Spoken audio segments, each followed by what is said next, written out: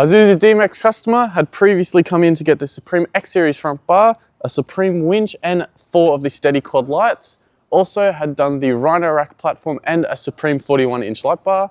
Now he's returned to get a Falken 2-inch lift kit, a set of the ROH wheels and Falken tyres, and also to finish it off is a GME aerial and the bonnet mount bracket.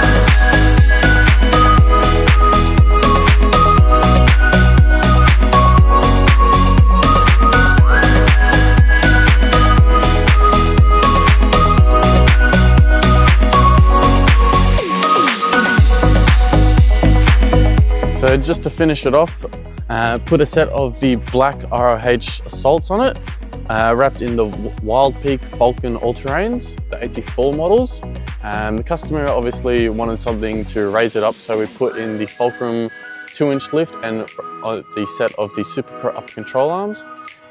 It looks really good, the build, so if you want something like this, contact us at Tyrant 4x4 and we'll make it happen for you.